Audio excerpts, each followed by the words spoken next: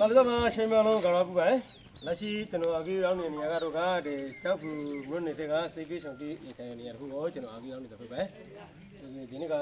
ကျွန်တော်အကြီးဒီစိတ်ပြေဆောင်စကားမှာကျွန်တော်ဒီ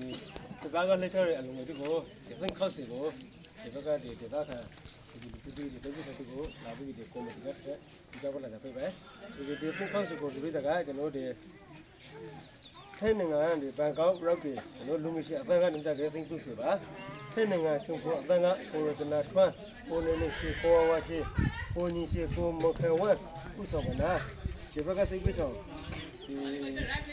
ကွန်မတီဖွဲ့ကိုသိန်းသူစီချက်ဒီစိတ်ပြေဆောင်ပူတီတော့ကလည်းဒီကွန်မတီကတက်လို့ပြောတာပါလေဆိုပြီးရင်သင်္ခောက်စီကိုဒီဘက်ကဒီဘက်ကစိတ်ပြေဆောင်ဒီနဲ့နောက်ပြီးဒီဘက်ကကွန်မတီကိုကျွန်တော်ဒီလာလို့ပြတော့ပဲလို့သင်္ခောက်စီပါကျွန်တော်ကိုလူကိုတိုင်းဒီကြောက်ဖို့မလို့ပဲဆက်ပြီးလေလာပြီးဒီတော့ပဲဒီနောက်ထပ်ဒီကျွန်တော်ကတော့ဒီခက်ကိုရောက်စားပါသည်ကြောက်ဖို့မလို့ပဲမှာဒီဆက်ပြီးတော့ဒီကိုထောက်ပံ့ရဲအခုမှစားလို့ပထမဆုံးဟုတ်တယ်ပါဒီဘက်မှာနောက်ထပ်ဒီဆက်ပြီးတော့ဒီအခါလွှဲရှိတဲ့မရှိပါဒီစောင်းနေကစားဒီဘက်မှာဒီဆက်ပြီးတော့ဥလေးများပါတယ်ဒီကကျမရေးဆောင်းချောင်းကလည်း review တွင်နဲ့ကျွန်တော်အခုဒီဘက်မှာနောက်ထပ်စီကံတစ်ခါလေးဖွဲ့ဖို့ရရှိပါနောက်ပြီးဟိုဘက်မှာဆိုရင်ရာဘေး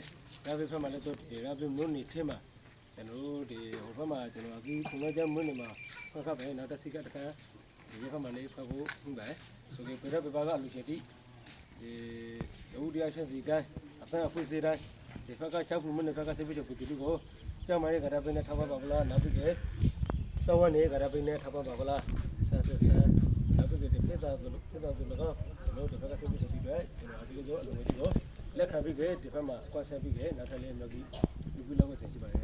ချိန်မလို့ခါပါဒီအလုံးကိုသင်ခောက်စီပါနော်